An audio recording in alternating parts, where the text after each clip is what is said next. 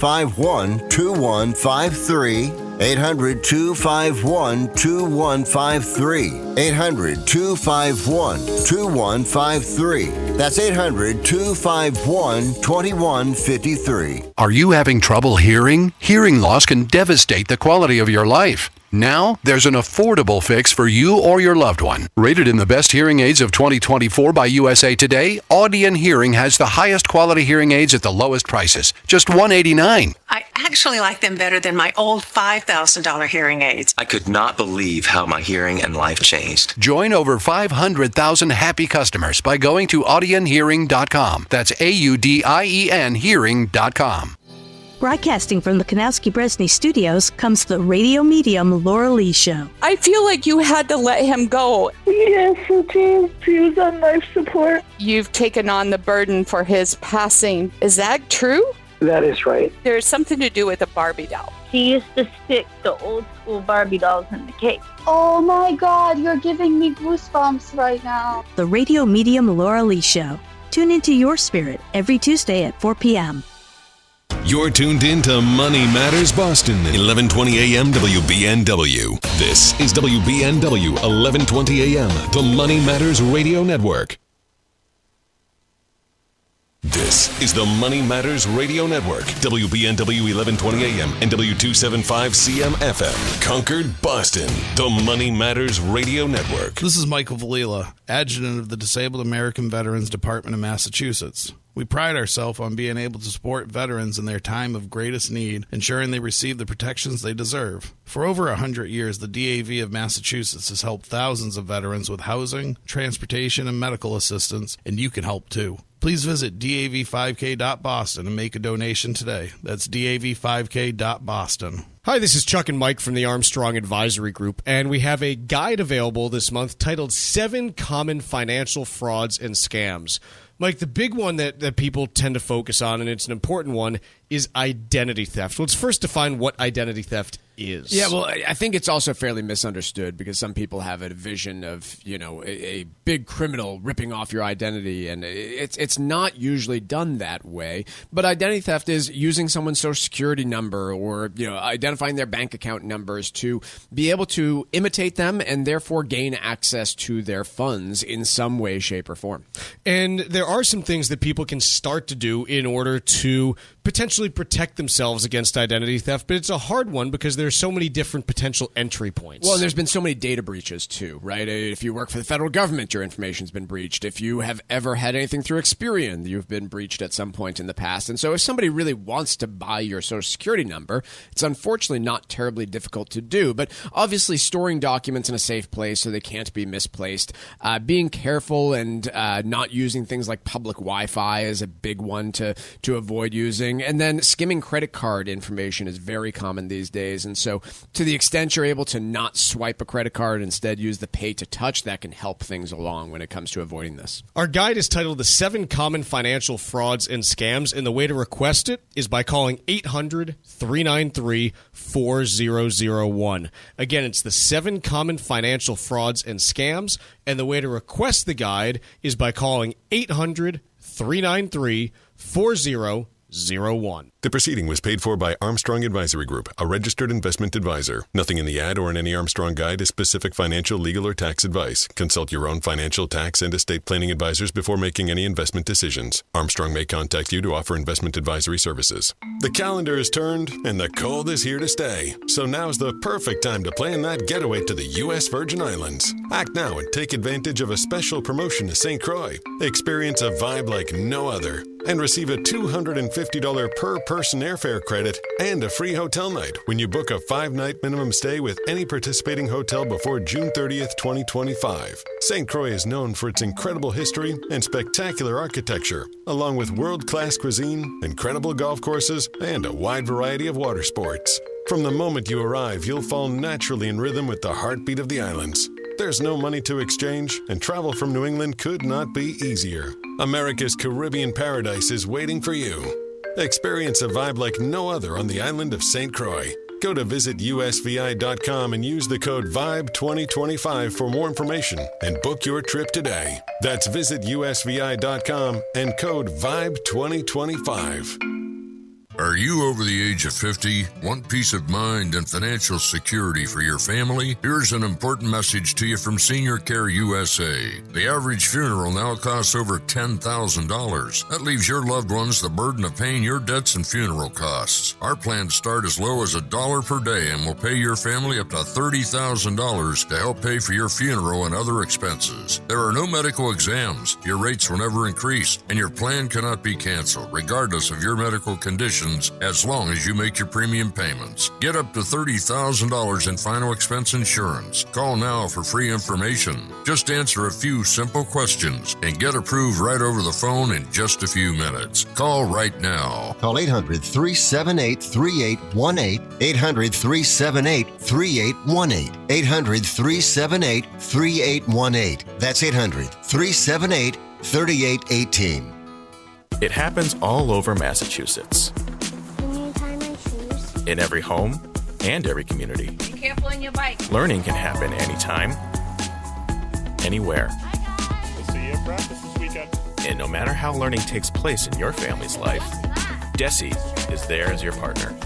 The Massachusetts Department of Elementary and Secondary Education. Never stop learning. Find out more at mass.gov/back-to-school. Sponsored by the Massachusetts Department for Elementary and Secondary Education.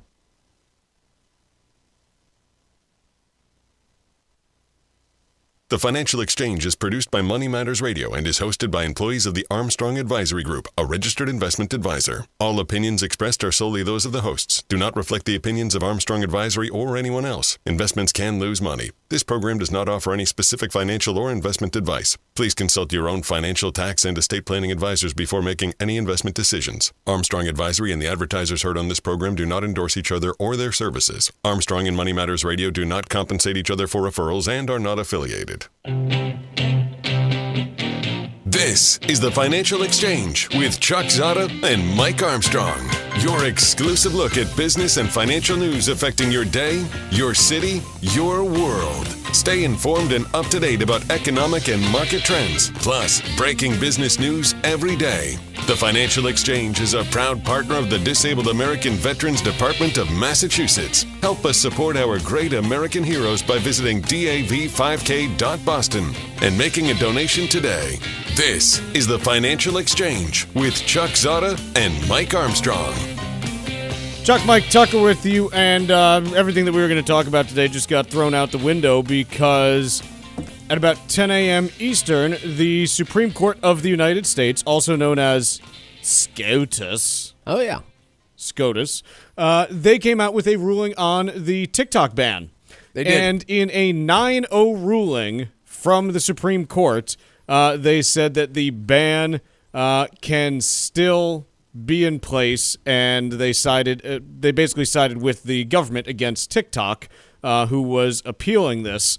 And so it doesn't get more concrete than that when every single Supreme Court justice says, yeah, you are wrong on this, TikTok. You have no free wrong. speech rights. You are wrong. Get out of our court. The Supreme Court isn't quite as bad as Congress. Like, the Supreme Court can generally agree what day it is, and there are probably many cases where they go 9-0 on or just decline to hear it unanimously. 9 times. 9 times. But a 9-0 ruling from the Supreme Court, well, it sets up a lot of things, including a lot of pressure on the Trump administration if they're truly going to go forward with some sort of delay on this ban, because clearly Congress and the Supreme Court tend to agree that this thing should be banned. So here's what the law actually says. Let's just kind of go through where this goes from here.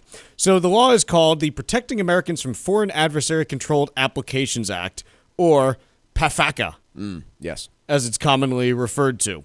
It was signed into law in April of last year, and it grants the government the authority to ban foreign-owned apps that it deems a threat to national security. And specifically in there, it says that any entities, it's illegal for them to distribute, maintain, or update any foreign adversary-controlled application. So basically, all distribution and maintenance of these apps would have to cease. TikTok being the one that's there now, but there are others, by the way, including one called, I think it's Lemon 8, that's run by ByteDance.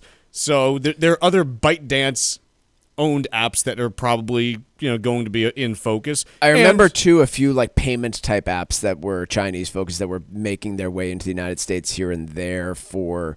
It seemed like mainly Chinese expats in the United States. I don't even know if they're still around, but yes, there would be more than one app that would be killed as part of this. So the ban goes into effect on the 19th, which is the day before the inauguration. So the question is, what does the incoming Trump administration do? And there are a few possibilities. The first is he could go to Congress and say, hey, undo this ban. Yep. Probably a tough putt to get there with razor-thin majorities in Congress and something that was passed by broad bipartisan legislation. If you look at the data on it's not data, it's just, hey, how did this end up passing? The House of Representatives passed this 352 to 65. 50 Democrats and 15 Republicans voted against the bill, so it's not like it had stronger Republican support than Democrat support in the House. And in the Senate, it passed 79 to 18. I don't have the exact breakdown as to Republicans versus Democrats, but this wasn't something that passed by like 3 votes. Right. It passed by over 100 in the House and by 20 in the Senate compared to the margin that you need to pass legislation. So I think it would be a tough putt, in my opinion, for Congress to simply go back and be like, yeah, we're gonna undo this here. The second piece is, in theory, the president could go to the Justice Department and say, don't enforce the law here. Don't enforce this. And so the question then becomes, okay, just here's the hypothetical. Let's say that you are ByteDance, and the Trump administration decides not to enforce the law. Sure. 4 years from now, you have a new president that comes in who decides to enforce the law and backdate any penalties to January 20th, and 2025. I believe they're something like $5,000 per user. Yes. is the penalty potentially here? Yes. So if you have hundreds of millions of users, you have potentially billions of dollars in fines that you are racking up. I'll take it a step further too. If you are Apple or Google here, and the you potentially have an Justice issue. Department says we're not going to enforce this now, I mean, one, forget about a new administration. Do Apple and Google right now feel like they are really cozy with the incoming Trump administration and can trust them to not change their mind on this down the road? That, hey, we chose not to enforce now, but now we are enforcing and you have penalties? I think there would be, because ultimately those are the gatekeepers of whether or not this app can be downloaded and updated onto U.S. phones is Apple and Google primarily. So there's questions there. The only and seeming likely extension that we see here is apparently the law, from what I'm reading elsewhere, does allow for a president to grant a 90-day extension of the deadline if there's a viable deal that's being worked out. I guess that term viable can probably be pretty loose, would be my guess, but best case scenario from everything I'm reading would be a 90-day extension, unless do you have the quotes here on how it's determined to be an entity of control? Because I'm wondering how much authority is given to the executive branch on determining whether or not this is a threat. So the DOJ gets to determine whether ByteDance has engaged in a, quote, qualified divestiture of TikTok. Okay. And again, what qualifies as a qualified divestiture? No one knows. Yeah. It's a brand new law, and it has not been tested as far as what is or is not.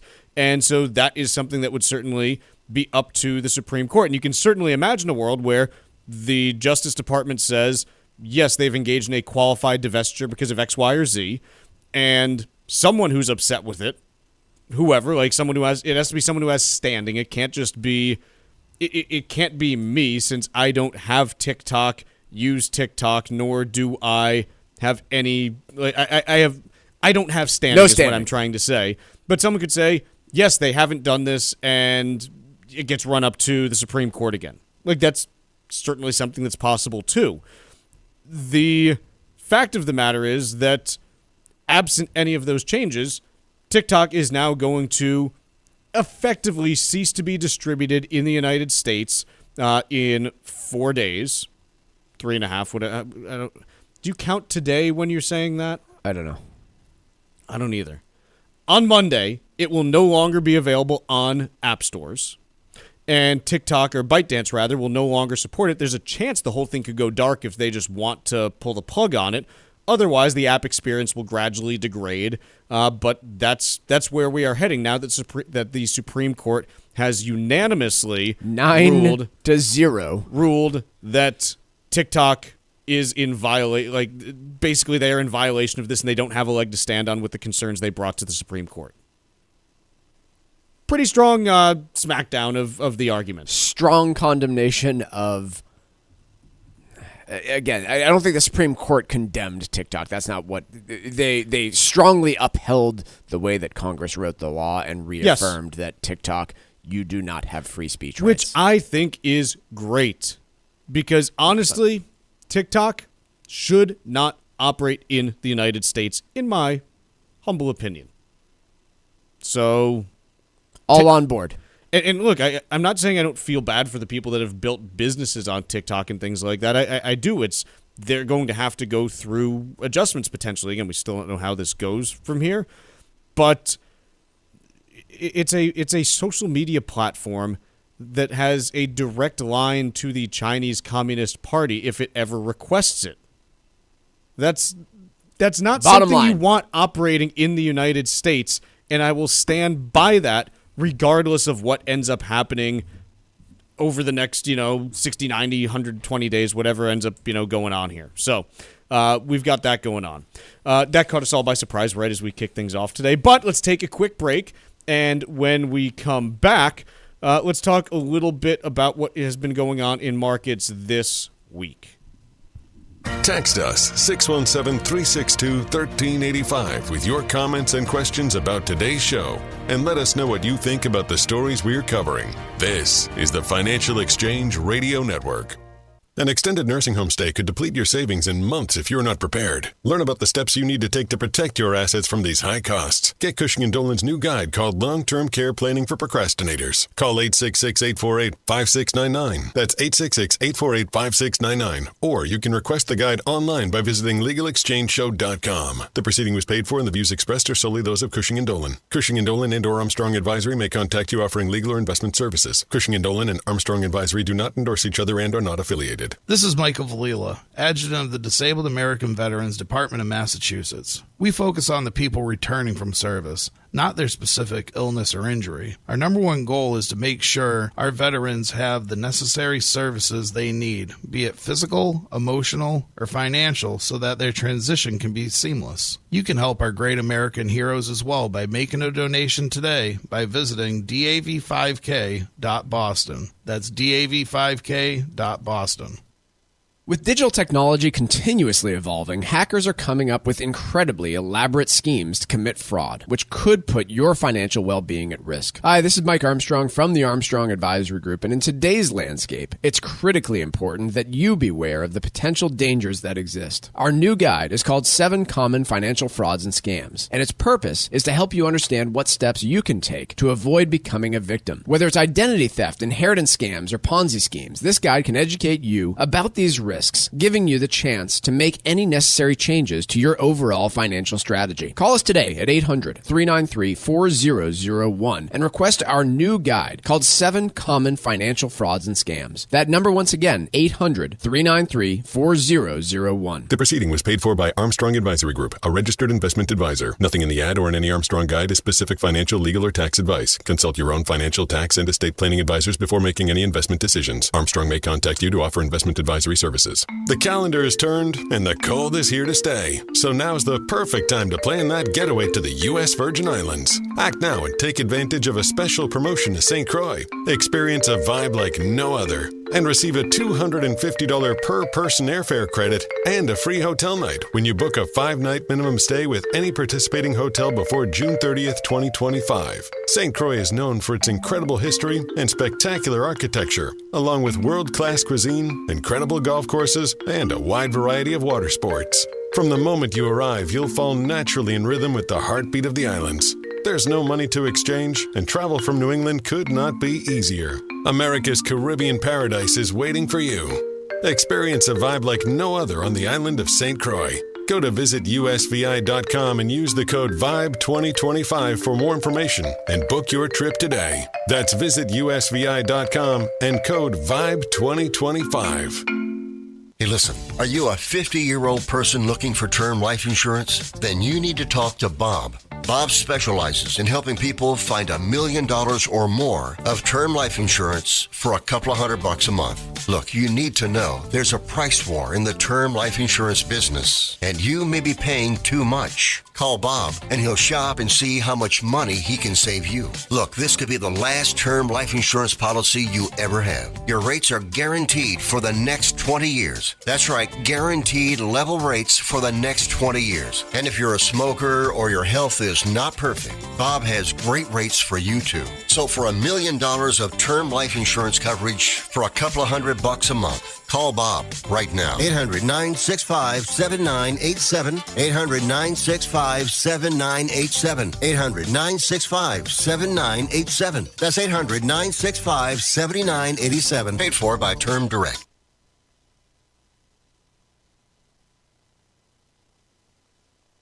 The Financial Exchange streams live on YouTube. Like our page and stay up to date on breaking business news all morning long. This is the Financial Exchange Radio Network.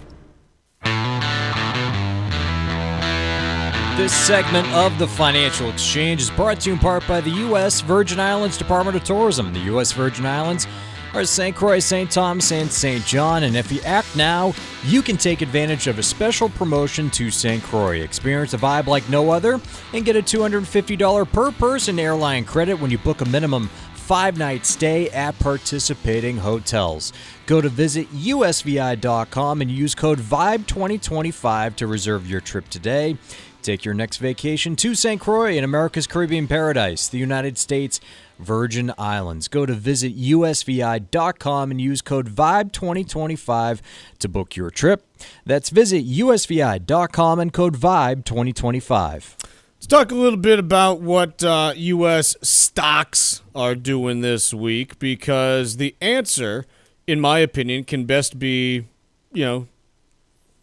described using the word chopping. They're just they have no clear direction, and they continue to have no clear direction. So since the election, which was 2.5 months ago now, it was on November 5th, right?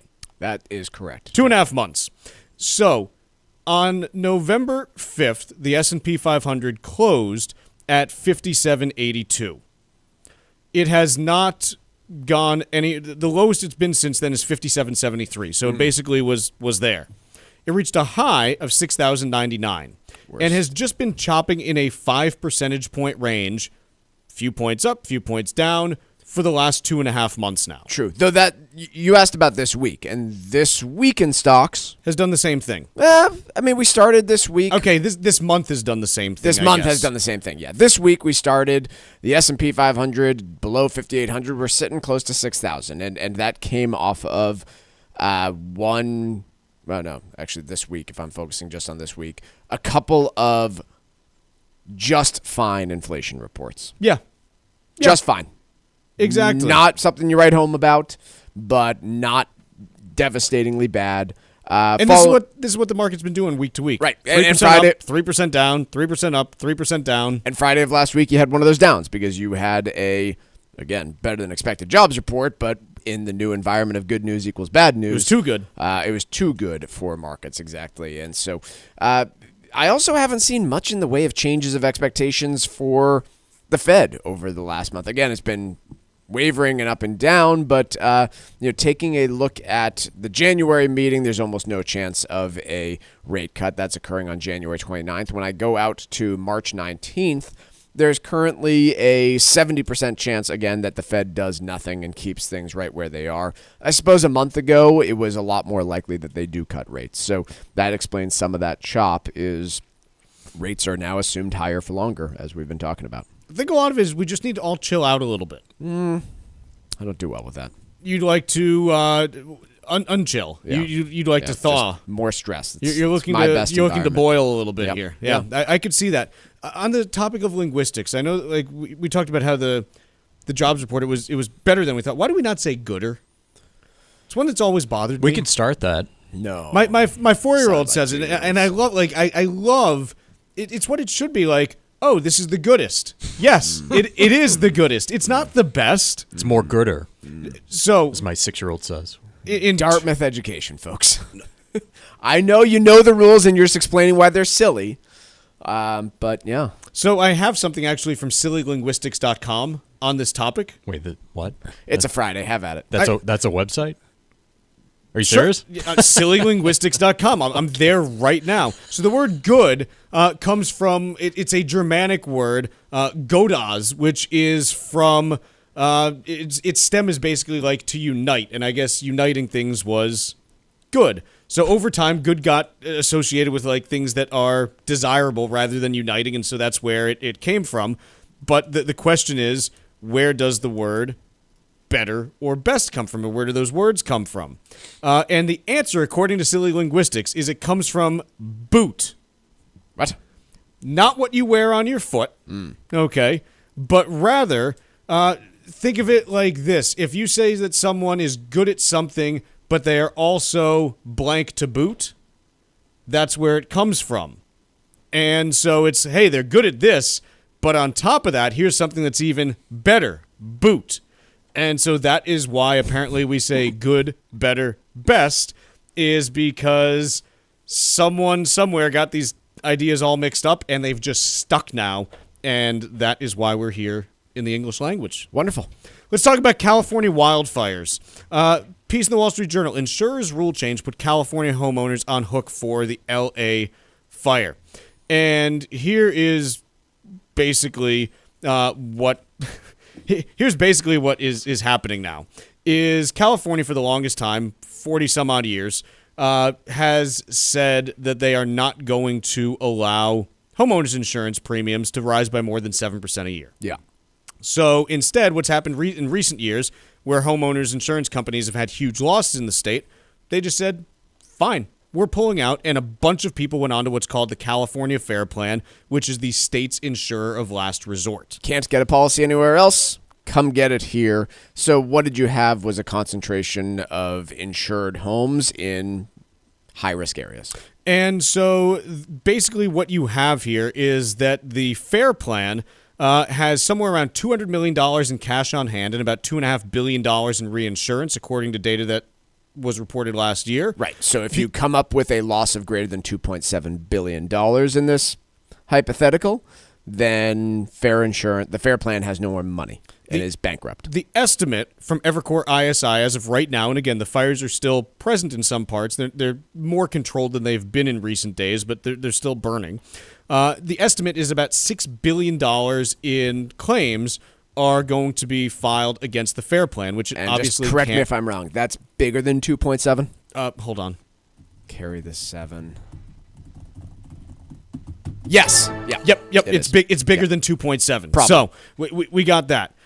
So here's the deal. There are two ways that this gets solved. The first is that California raises taxes in order to raise more money for the Fair Plan after issuing a bunch of bonds to cover the immediate outlay.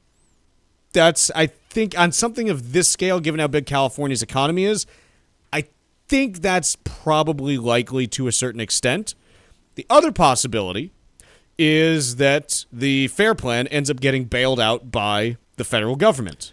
Well, so here are the changes that went into place with the Fair Plan this year that is also a likely scenario. So the rule change that was put into place by the insurance commissioner last year requires the other insurers in the state to bail out the Fair Plan if the losses exceed this. Now, obviously, if you're an insurer in the state, you're going to say, well, that's not a great deal. I chose to not cover those areas. And so, but they are likely to be required to do so. And so the rule also states that if they have to, those insurers who bail out the state's insurance plan can hit up their customers for half of the first $1 billion that they have to give up to the Fair Plan and 100% of any amount over that.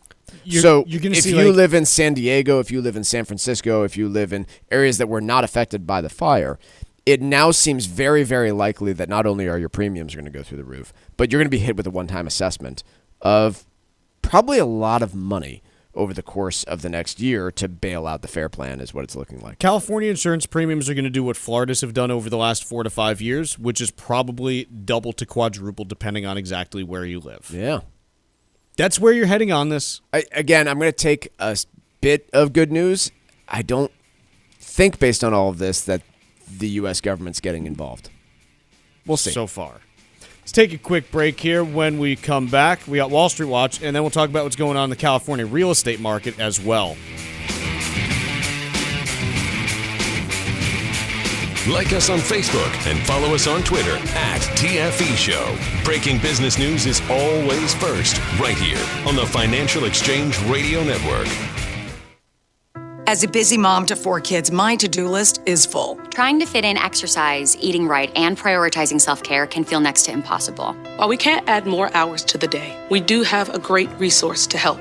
Go Red for Women has easy tips, tools, and information to help you and your family live a healthier life. So to all the moms, the aunts, grandmothers, and amazing women out there doing it all, visit goredforwomen.org/momlife today. You take care of them, Go Red for Women will take care of you.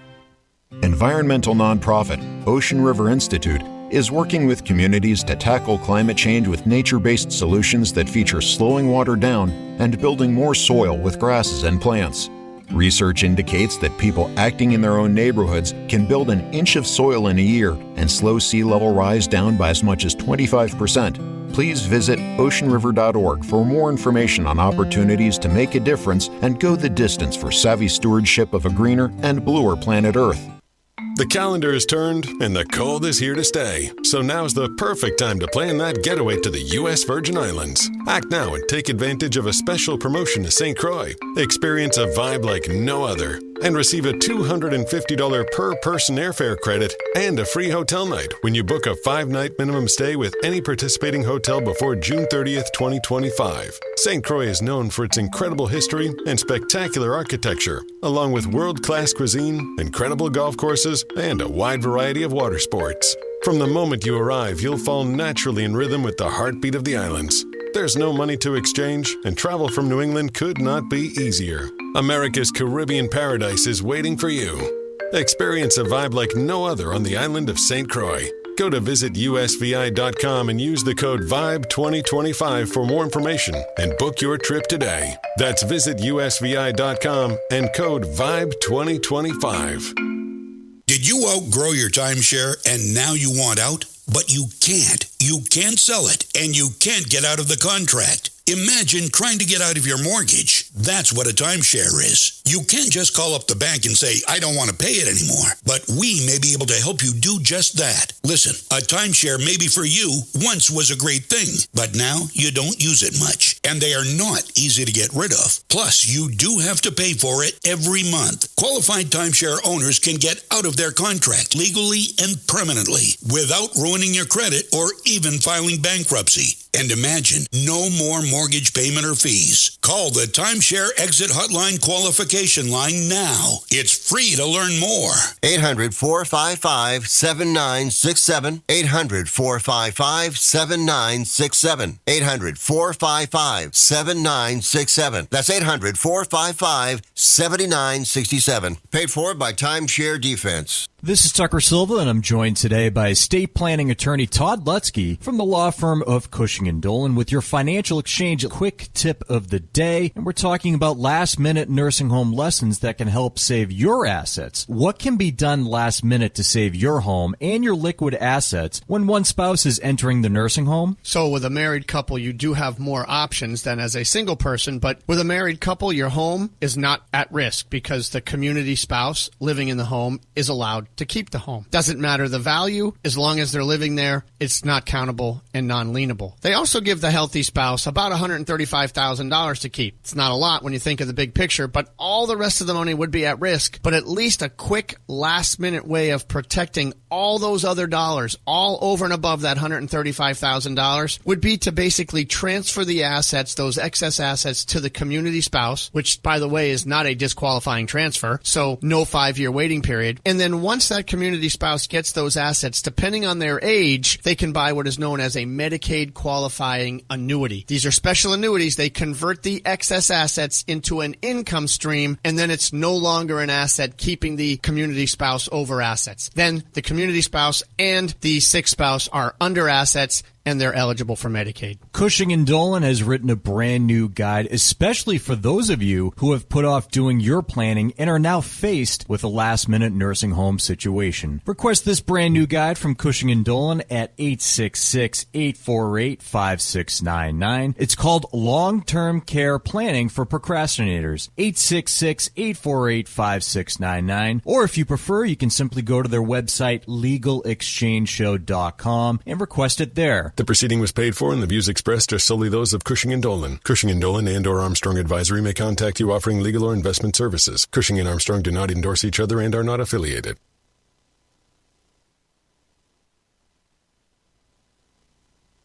Time now for Wall Street Watch. A complete look at what's moving markets so far today, right here on the Financial Exchange Radio Network. Well, markets are seeing another strong push into the green today, where the Dow and S&P 500 are on pace for their biggest weekly gain since November. At the moment, the Dow is up by over 0.75% or 368 points. S&P 500 is up nearly 1% or 57 points. And the NASDAQ is up over 1.33% or 268 points. Russell 2000 is up by over 0.2%. 10-year Treasury yield is flat at 4.59%, and crude oil is down nearly 0.2%, trading just above $78 a barrel. The big news, as about half an hour ago, the Supreme Court upheld a federal law requiring the Chinese owners of TikTok to sell or shut down the social media app by this Sunday, citing with Congress's national security concerns over the platform. Meanwhile, according to Bloomberg, miners Glencore and Rio Tinto held early-stage talks about merging. A potential merger would immediately put it in competition with long-standing industry titan BHP Group. Glencore shares are up by about 1% on that news. The Wall Street Journal is reporting that activist investor Starboard Value has built a 7.7% stake in chipmaker Qorvo. That stock up by 12%. Elsewhere, shares in Novo Nordisk down by over 3% after the Biden administration unveiled the next 15 prescription drugs that will be subject to price negotiations between manufacturers and Medicare that aims to make costly medications more affordable for seniors. Weight management drugs Ozempic and Wegovy were on that list. Trucking and logistics company J.B. Hunt, which is seen as a bellwether for the freight sector, posted a higher quarterly profit but lower revenue. That stock down by 6%. An EV maker, Rivian, closed a loan agreement with the Energy Department for up to $6.6 billion to help build a new manufacturing site.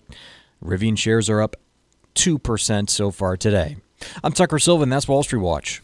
Talking further about the Los Angeles fires, so piece in the Wall Street Journal, you're seeing these popping up all over the place, but because you have so many people that are displaced, the estimate now is that 12,300 structures have been destroyed.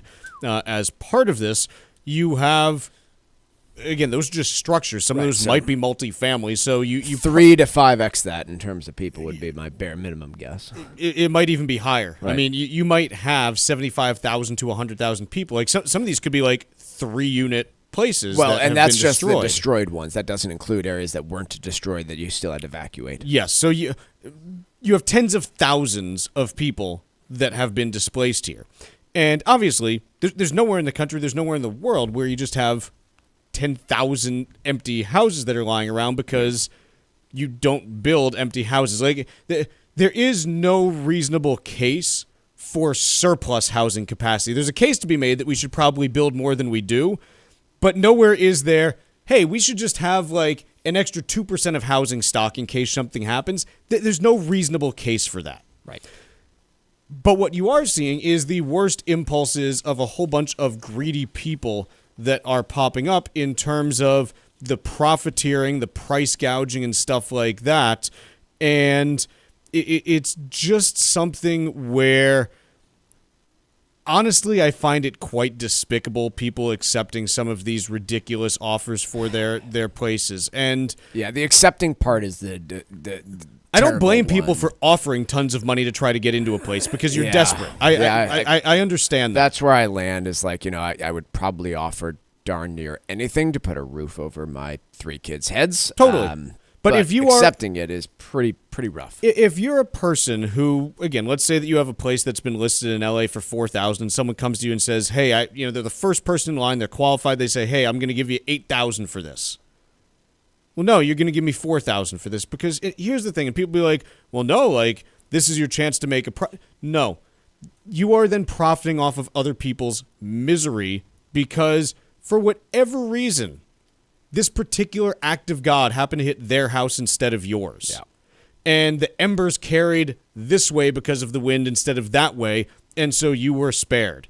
And so if you use the sheer luck that you are experiencing in not having your place destroyed while theirs was to make a few extra bucks, screw you. Yeah. You're a horrible human being. Period. You don't profit off other people's misery because here's what I know about life. We all kind of walk our own little paths through it, and none of us know exactly how it's going to go.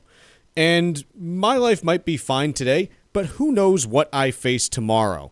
And so if I have accepted some crazy high offer because it gave me a few extra dollars, in my pocket for, a month or two because someone else was miserable, when I go and I need help, how do I want people to treat me when I am at my most vulnerable? And so this is beyond like trying to run a business or have, passive income. No, you have to treat people who are going through something horrible like this with the same respect that you would want them to treat you. And that means not accepting extra money because of their misery and pain that they are going through.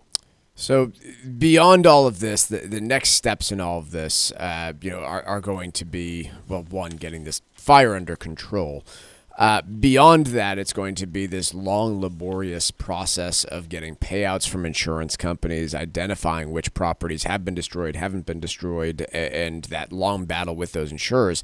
In the meantime, we talk a lot about the insurance market, but you think about the personal situation, right? Like, we talk a lot about personal finance in the show and rainy day funds. Nobody builds a financial preparation for their entire home being destroyed and being displaced for multiple years. You can't. And insurers don't cover it either. It's not as though most insurance policies say, hey, your home was destroyed, so here's $4,000 a month for rent payments that you're going to need to come up with. This is going to be very destructive to the individuals who are affected, even when the insurance companies are easy to deal with. And then the final piece, which we, again, just focusing on the financial side of this for a moment, we talked about this during the most recent segment, but according to the new rules that govern the California insurance market, the FAIR Plan, should it go belly up, which it appears that they do not have enough money to cover all of these losses, will be assessing, in all likelihood, the other insurers still doing business in the state of California, who will then go and assess their own customers and maybe in future times pull out of the market entirely based on the rules that they are assessed on. And again, it's going to be, in a lot of cases, it's going to be the better part of 5 to 10 years before these properties are rebuilt, if they are. If you look at the track record on other California wildfires that have gone through over the last decade, and how much rebuilding has actually happened. Just as an example, and this is from NBC News. So 6 years ago, there was a whole set of fires in Paradise, which is an actual place. It is. So it's in California. I think it's near San Diego, actually. I don't know exactly where it is. No, it's not. Sorry. It is up further north. My bad. And Paradise had 18,000 structures that were destroyed in these fires 6 years ago. 90% of the town was wiped out by them. And what you have seen now, so it's 6 years later, and they're building about 500 homes a year, and a third of the homes have been rebuilt. The population of the town went from 26,000 before them to 11,000 today. So this is not something where you simply pop everything back up. And some of this, again, is due to how California builds, like admittedly. But part of it is also rebuilding from fire is incredibly difficult, not just because of these structures, but because of the fire damage to things like utilities, water lines and things that are damaged by the extreme heat and stuff like that. There's a ton of work that you have to do in order to get that back to normal. And so it's going to be the better part of a decade before you see a lot of this stuff rebuilt. Yeah, you'll have some that starts to, go forward and everything. But look, if instead of raising, rents on people and everything, look, this is the time where you have to be like trying to actually help people. There are going to be people that need housing, and if you are in the area, find ways to take them in. There are people that are going to need food. Donating to local food banks and things like that, great thing to do also. The idea that it should just be, hey, I can make some more money on this because someone's out of a house, I find that pretty utterly despicable, quite honestly. So, again, let's all try to do a little bit to help out, people that are clearly struggling because, hey, who knows if this ends up happening to us at some point? Not necessarily with wildfires, even though they've been in the Northeast this year. Seemed close this fall. You never know when something's going to happen to you, and I just find it hard to believe that this is what we're seeing. I guess I don't, because, listen, in any disaster, there are both people that are helping and people that are hurting the situation, and unfortunately, it's not very good in California right now. Let's take a quick break. When we come back, we'll talk about Capital One having a wee bit of a tough time, acting like a bank over the last couple days. This is your home for the most comprehensive coverage of the economy and the trends on Wall Street. This is the Financial Exchange Radio Network. Preparing for long-term healthcare costs is a critical piece of your retirement plan. According to Genworth, a nursing home stay in New England might reach nearly $200,000 a year in the next 10 years. So if you aren't ready, your savings could be at risk. Cushing & Dolan are experts in elder law, and if you haven't done your planning yet or need a second look at your existing plan, call them today at 866-848-5699. Ask for their new free guide called Long-Term Care Planning for Procrastinators. The guide will help educate you on how to protect your assets from these high costs so you can enjoy your retirement years. If you or a loved one might need a nursing home, don't delay. Call Cushing & Dolan today at 866-848-5699 and ask for their new guide, Long-Term Care Planning for Procrastinators. That number again is 866-848-5699. Or you can request the guide online by visiting LegalExchangeShow.com. The proceeding was paid for and the views expressed are solely those of Cushing & Dolan. Cushing & Dolan and or Armstrong Advisory may contact you offering legal or investment services. Cushing & Dolan and Armstrong Advisory do not endorse each other and are not affiliated. The calendar is turned and the cold is here to stay. So now's the perfect time to plan that getaway to the U.S. Virgin Islands. Act now and take advantage of a special promotion to St. Croix. Experience a vibe like no other and receive a $250 per person airfare credit and a free hotel night when you book a 5-night minimum stay with any participating hotel before June 30th, 2025. St. Croix is known for its incredible history and spectacular architecture, along with world-class cuisine, incredible golf courses, and a wide variety of water sports. From the moment you arrive, you'll fall naturally in rhythm with the heartbeat of the islands. There's no money to exchange, and travel from New England could not be easier. America's Caribbean paradise is waiting for you. Experience a vibe like no other on the island of St. Croix. Go to visitusvi.com and use the code VIBE2025 for more information and book your trip today. That's visitusvi.com and code VIBE2025. Phishing scams, ransomware attacks, and identity theft are three very common fraudulent schemes that can cause significant damage to your financial well-being. Hi, this is Chuck Zodda from the Armstrong Advisory Group. And as technology continues to evolve, it's even more important for you to know how to protect yourself from being a victim of this kind of serious activity. Our new guide is called 7 Common Financial Frauds and Scams, and it's designed to help you understand ways to uncover potential hacks to your most important accounts. These kind of attacks are becoming more complex, so it's critical that you know what to look for before clicking on an email or answering a number you don't recognize. Call us today at 800-393-4001 and request our new free guide called 7 Common Financial Frauds and Scams. That's 800-393-4001. The proceeding was paid for by Armstrong Advisory Group, a registered investment advisor. Nothing in the ad or in any Armstrong guide is specific financial, legal, or tax advice. Consult your own financial, tax, and estate planning advisors before making any investment decisions. Armstrong may contact you to offer investment advisory services. Are you retired like me and you just found out you owe the IRS a ton of money? Well, what would your life be like if they took your retirement savings away from you? They can do it, and your property. If you owe the IRS back taxes or you haven't filed in a while, the Tax Relief Line is here to help you. They can stop the IRS from taking your retirement savings. If you qualify, you could have your tax bill reduced to zero. That's right. If you're retired and you owe the IRS a lot in back taxes, you could have your entire tax bill reduced to zero due. The IRS has now hired thousands of new employees, so they're ready to come after you. Don't let them take your retirement savings or property. Make this free call now. 800-251-2153. 800-251-2153. 800-251-2153. That's 800-251-2153.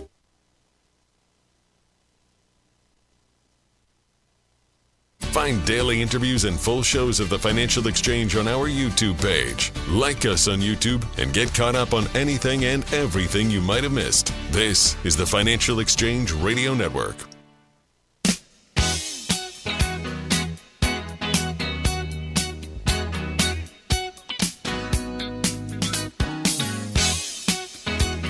Alrighty. So, Capital One is going through something right now. They said an unspecified technical issue is preventing their users from completing some transactions that they would like to. This is really interesting to me, actually, because on Wednesday, we covered a report that, I forget who it was, it might have been the CFPB, was suing Capital One for the deceptive marketing they did around their interest rates offered on their deposit accounts. Yeah, if you missed this, they offered an interest rate, got a bunch of customers signed up, and then offered a similar product with a similar name, but lowered the interest rate on the existing customers. On the old one, yeah. And I was one of those people, and I was kind of upset when I learned what had happened, but ultimately I didn't do anything. On Wednesday, they responded to the CFPB lawsuit or whatever, saying, hey, we appropriately notified customers about this, blah, blah, blah. And I'm sitting there, I'm like, look, I'm pretty plugged into this stuff. I'm no dummy. And I had no idea that this was happening while it was going on. So, in full disclosure, I decided on Wednesday, you know what? I'm going to move my money away from Capital One that I've kept there. Now, I have a couple CDs and things that are there that I'm going to wait until they mature. So it's going to be a kind of multi-year process for me to get there. But I started it on Wednesday just with the stuff that was liquid. I was like, yeah, you know what? They haven't treated me great. Now they're saying that, we actually did treat you great. That doesn't sit well with me. I'm going to move you away. The money hasn't moved yet. It's been 2 days since I submitted the request, and it has not left Capital One. Now, I don't think anything nefarious is going on. They've basically said, look, we do business with a third party who helps process these transactions. That vendor is a company by the name of Fidelity Information Services. They are not related to Fidelity Investment, correct? They are not, to my knowledge. So they said that they were working to fix this, and it was basically caused by a power outage at one of their data centers, apparently.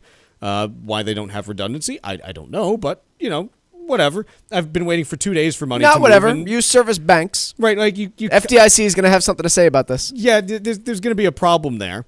And so I am sitting here on Friday morning, 2 days after I requested the transaction, and it still has not moved at this point and is showing no indication of moving at this point. I will say there is little that is scarier than feeling as though you don't have access to your money. Yeah. Right? Wildfires in California would be one of them. But there are a few things that you can look at and say, oh, yeah, I requested money and it didn't show up. And I can't really get an answer. That is among the scariest things that go on there. And, it does kind of dovetail nicely into Armstrong's guide for this month about financial scams and frauds. And if you're listening and you haven't heard about this one, it's because it's brand new for the month of January. But we actually go through 7 common financial scams and frauds, of which this Capital One issue is not one of them. This is a technical issue that they are experiencing. But I'll tell you firsthand that the volume of these has been increasing across the board. I see them all the time. Chuck brought one to me this morning on a dream job offer that he's getting. That he I was going to work 1 hour to. a day and get paid $3,000 a day. I mean, seems like a heck of a deal.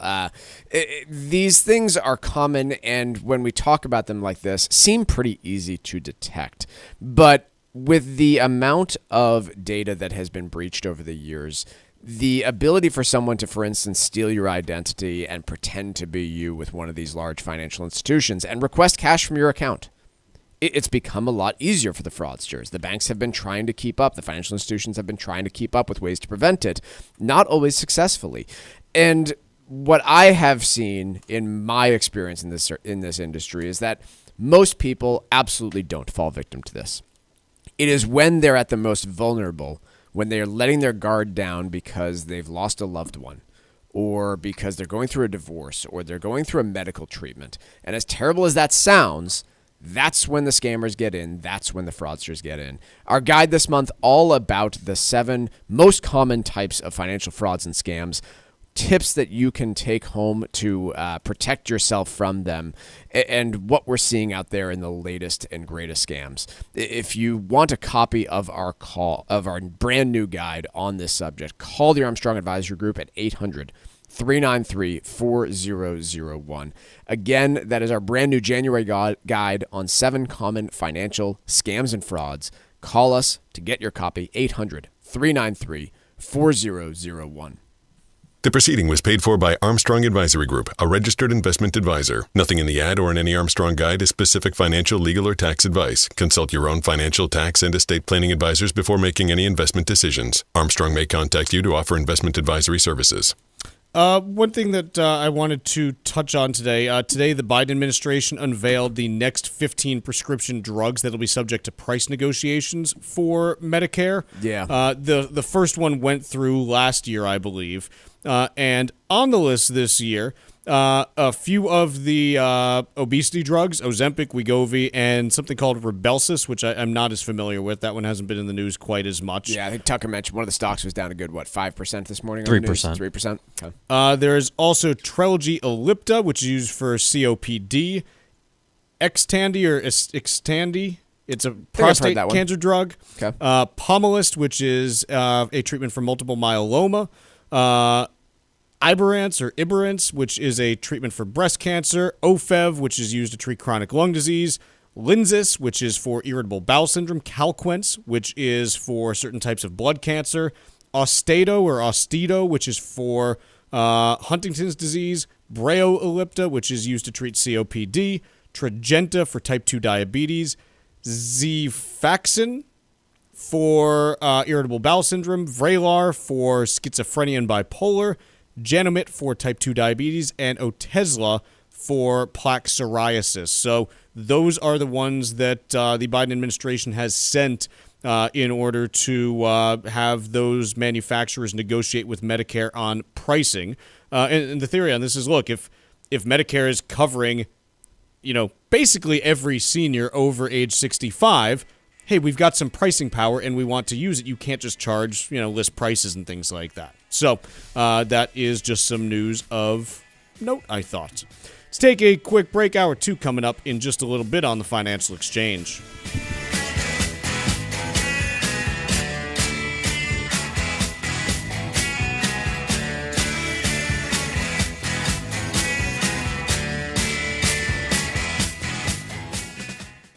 Did you outgrow your timeshare and now you want out? But you can't. You can't sell it, and you can't get out of the contract. Imagine trying to get out of your mortgage, That's what a timeshare is. You can't just call up the bank and say, I don't want to pay it anymore. But we may be able to help you do just that. Listen, a timeshare maybe for you once was a great thing, but now you don't use it much. And they are not easy to get rid of. Plus, you do have to pay for it every month. Qualified timeshare owners can get out of their contract legally and permanently without ruining your credit or even filing bankruptcy. And imagine, no more mortgage payment or fees. Call the Timeshare Exit Hotline qualification line now. It's free to learn more. 800-455-7967. 800-455-7967. 800-455-7967. That's 800-455-7967. Paid for by Timeshare Defense. Hey, listen, are you a 50-year-old person looking for term life insurance? Then you need to talk to Bob.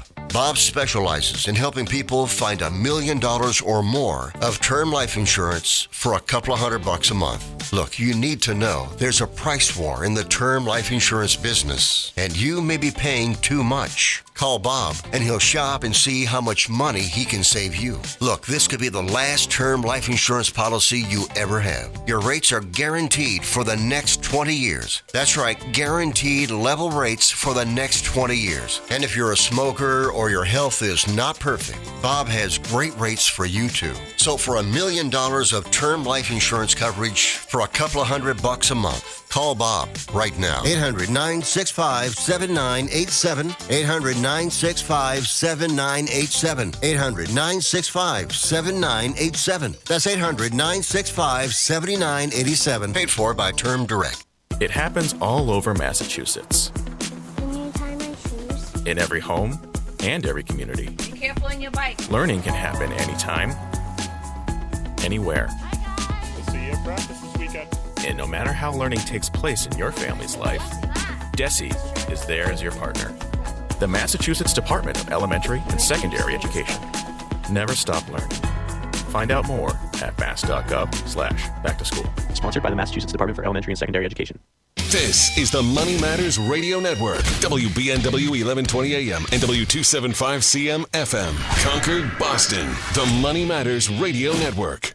This is Tucker Silva, and I'm joined today by estate planning attorney Todd Lutzke from the law firm of Cushing & Dolan with your Financial Exchange legal quick tip of the day. And today we're talking about last-minute nursing home lessons that can help save your assets. Todd, more and more people are providing in-home care for their loved ones. Is there anything a care provider can do that would be beneficial to them or the family? So if you're already providing care for an individual at home, and more people, as you said, are in fact doing that, the best thing to do is to set up a personal care contract, right? A personal care contract is something that allows you to get paid by your family member, and as long as you report it on your income tax return and prepare a personal care contract, make sure you get an elder law lawyer to help you prepare that contract because it's got to be done right. But if you do those two things, get the contract and provide the care and put the income on your income tax return, the transfers are non-disqualifying transfers. So even if you don't make the 5 years, those dollars that you're moving will not need to be returned and they will be protected. Also, while you're doing that, set up the trust and get the 5-year clock started. Put some assets in because you just never know if you're going to make it or not, and you would always want to have that 5-year clock running to protect your assets. Cushing & Dolan has written a brand new guide especially for those of you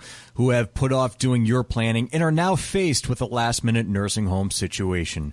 Request this brand new guide from Cushing & Dolan. It's called Long-Term Care Planning for Procrastinators. You can call 866-848-5699, or you can simply request it from their website, legalexchangeshow.com. Once again, simply call 866-848-5699, or get it from their website at legalexchangeshow.com. The proceeding was paid for, and the views expressed are solely those of Cushing & Dolan. Cushing & Dolan and or Armstrong Advisory may contact you offering legal or investment services. Cushing & Armstrong do not endorse each other and are not affiliated. The calendar is turned, and the cold is here to stay. So now's the perfect time to plan that getaway to the U.S. Virgin Islands. Act now and take advantage of a special promotion to St. Croix. Experience a vibe like no other. and receive a $250 per person airfare credit and a free hotel night when you book a 5-night minimum stay with any participating hotel before June 30th, 2025. St. Croix is known for its incredible history and spectacular architecture, along with world-class cuisine, incredible golf courses, and a wide variety of water sports. From the moment you arrive, you'll fall naturally in rhythm with the heartbeat of the islands. There's no money to exchange, and travel from New England could not be easier. America's Caribbean paradise is waiting for you. Experience a vibe like no other on the island of St. Croix.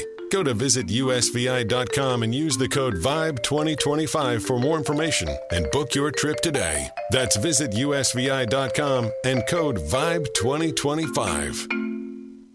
With digital technology continuously evolving, hackers are coming up with incredibly elaborate schemes to commit fraud, which could put your financial well-being at risk. Hi, this is Mike Armstrong from the Armstrong Advisory Group, and in today's landscape, it's critically important that you beware of the potential dangers that exist. Our new guide is called 7 Common Financial Frauds and Scams, and its purpose is to help you understand what steps you can take to avoid becoming a victim. Whether it's identity theft, inheritance scams, or Ponzi schemes, this guide can educate you about these risks, giving you the chance to make any necessary changes to your overall financial strategy. Call us today at 800-393-4001 and request our new guide called 7 Common Financial Frauds and Scams. That number once again, 800-393-4001. The proceeding was paid for by Armstrong Advisory Group, a registered investment advisor. Nothing in the ad or in any Armstrong guide is specific financial, legal, or tax advice. Consult your own financial, tax, and estate planning advisors before making any investment decisions. Armstrong may contact you to offer investment advisory services.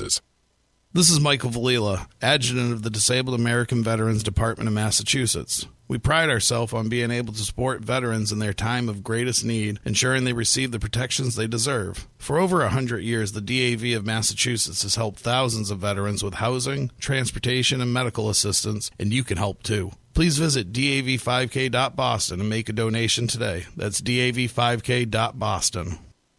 Are you over the age of 50? Want peace of mind and financial security for your family? Here's an important message to you from Senior Care USA. The average funeral now costs over $10,000. That leaves your loved ones the burden of paying your debts and funeral costs. Our plans start as low as $1 per day and will pay your family up to $30,000 to help pay for your funeral and other expenses. There are no medical exams. Your rates will never increase, and your plan cannot be canceled, regardless of your medical conditions, as long as you make your premium payments. Get up to $30,000 in final expense insurance. Call now for free information. Just answer a few simple questions and get approved right over the phone in just a few minutes. Call right now. Call 800-378-3818. 800-378-3818. 800-378-3818. That's 800-378-3818.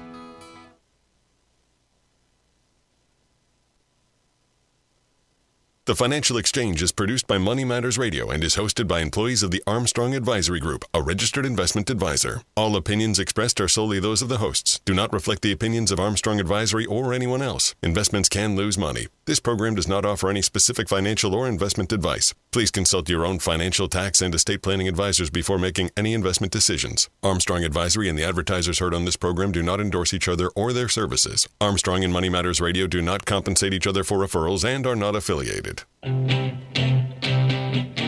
This is the Financial Exchange with Chuck Zodda and Mike Armstrong.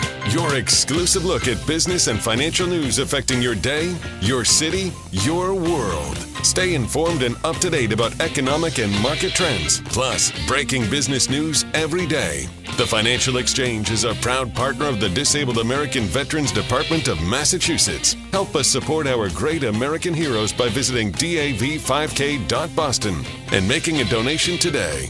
This is the Financial Exchange with Chuck Zodda and Mike Armstrong.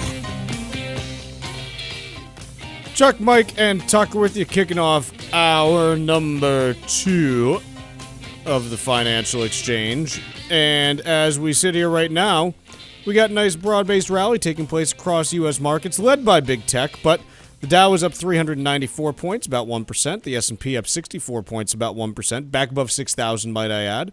And the NASDAQ is up 299. Well, what? First of all, there should be no Q without a U. And if you do see a Q, isn't it Qua? It should be ACK. Yeah, NASDAQ. That's how I'm going to start saying it. The NASDAQ is up 296 points right now, about 1.5%. And that is largely being led by the usual suspects. NVIDIA up 3.25%, Tesla up 3.25%, Apple, Amazon, Google, and Microsoft all up more than 1%. 10-year U.S. Treasury is flat today at 4.6%.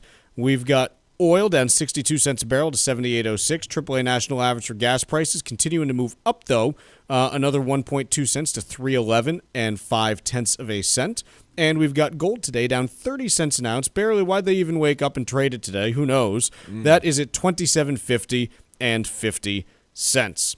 Let's go over to China, which is a country with lots of people about 7,000 miles away from the United States. 1.4 billion of them about. A lot of people. And their population is continuing to decline. Even though their birth rate ticked up just a wee little bit, they are seeing a declining population that is likely to continue for the foreseeable future. The very easy summary here. Not enough babies and zero immigration. Or close to it. Yes. Not a lot of people saying, love what I'm seeing out of China, going to move over there. There probably actually would be plenty of people in really impoverished countries who would love to be there, but for a number of reasons, China does not have really any immigration to speak of. No. And you have demographers, which is, how does one become a demographer? How often do you have to demog? I don't know, Chuck. In any case, frequently. They had expected to see an increase in birth numbers last year. It was the year of the dragon for China, which is an auspicious year to have a baby in. So this is something that was, kind of expected.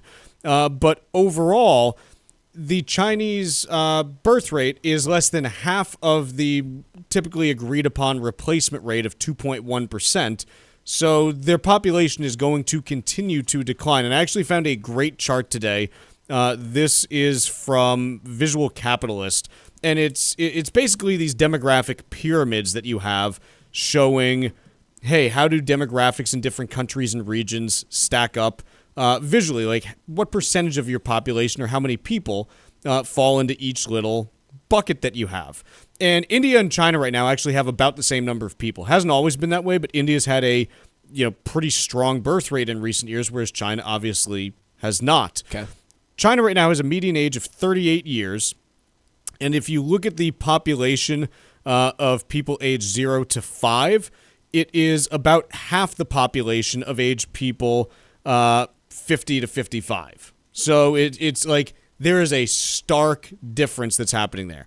In India, on the other hand, the population of 0 to 5-year-olds is about 30% larger than 50 to 55-year-olds. You then have Japan, which is another country that has a significant demographic problem. They look pretty similar to China, quite honestly. In the United States, where we talk about the demographic issues that we have, our median age is 39 years, about the same as China, but it is skewed by the fact that we have a larger percentage of our population that is 60 plus relative to China. Our young people, our younger cohorts, our 0 to 5 demographic is actually only about 15 to 20% smaller than our age 50 to 55. Do you have any data on 80 plus population? Because this article estimates they're Chinese population about 5% 80 and over by the end of this year. And the U.S. is approximately double that. Okay. Interesting. Yeah, U.S. is approximately double that. Then you've got Europe, which looks pretty darn similar to the U.S. The U.S., the reason that we have a growing population while a lot of European countries are pretty stagnant, we have more immigration that happens into the U.S. That's been a major driver of population growth. The one place on Earth that is completely defying all of this is Africa, where the median age for the entire continent is somewhere between 18 and 19 years old.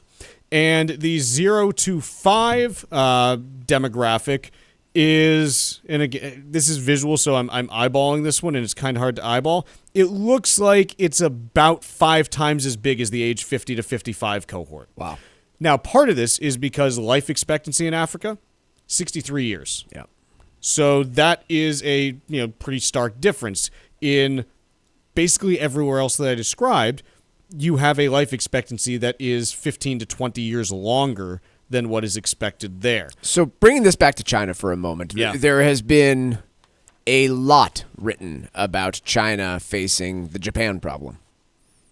Japan was the growing economy, the area of all manufacturing in the 60s, 70s, and 80s. Yeah. And for a number of reasons, probably not population alone, hit several economic lost decades throughout the 90s and 2000s. And I would not be producing an original thought if I compared China's potential economic issues to that of China. There has been to Japan. To that of Japan. There has been a lot written about this, and it's certainly no guarantee that China ends up going that direction.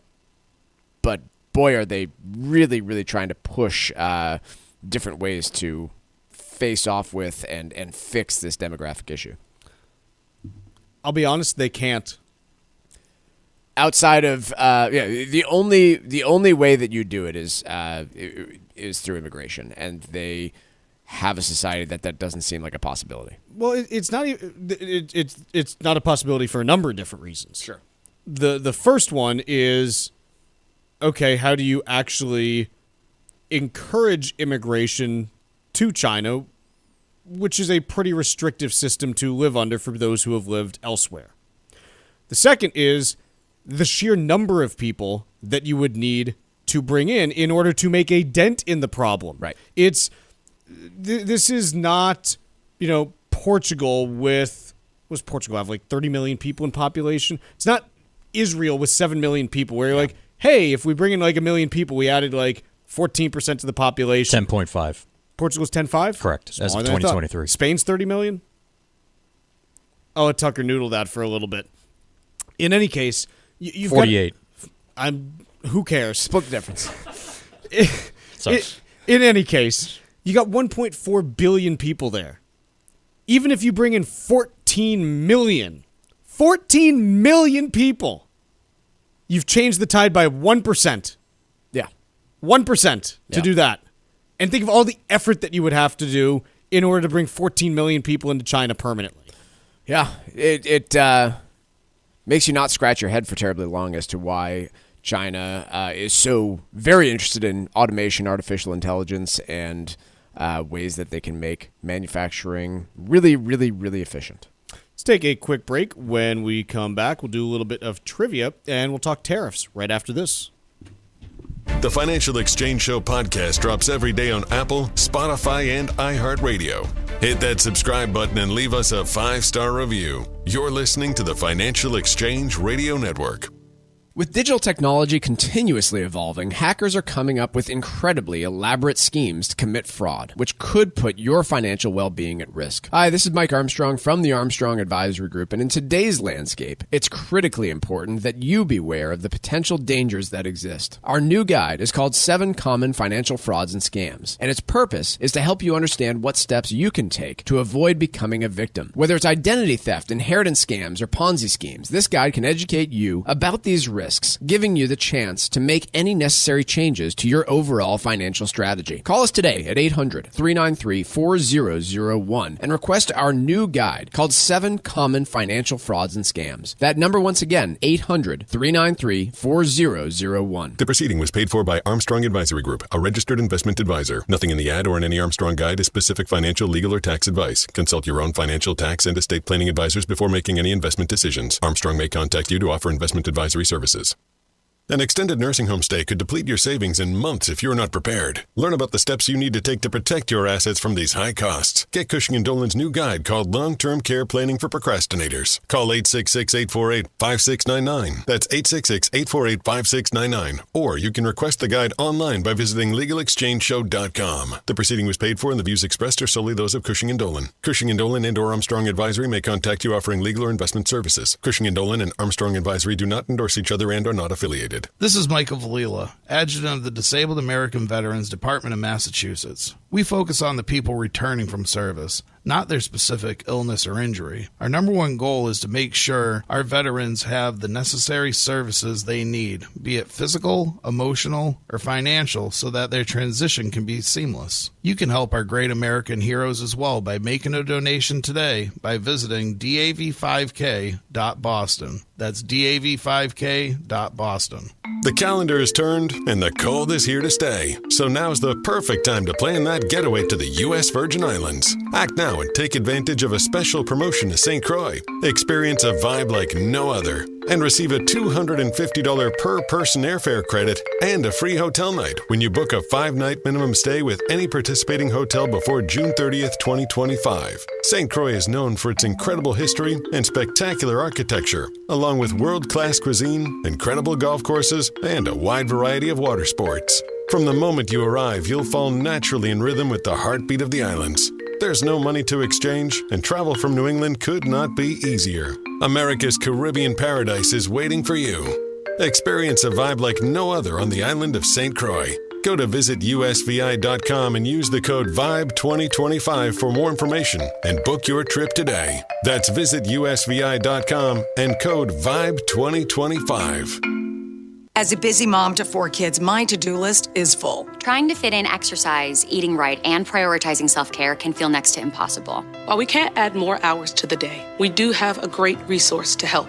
Go Red for Women has easy tips, tools, and information to help you and your family live a healthier life. So to all the moms, the aunts, the grandmothers, and amazing women out there doing it all, visit goredforwomen.org/momlife today. You take care of them, Go Red for Women will take care of you. Environmental nonprofit Ocean River Institute is working with communities to tackle climate change with nature-based solutions that feature slowing water down and building more soil with grasses and plants. Research indicates that people acting in their own neighborhoods can build an inch of soil in a year and slow sea level rise down by as much as 25%. Please visit oceanriver.org for more information on opportunities to make a difference and go the distance for savvy stewardship of a greener and bluer planet Earth.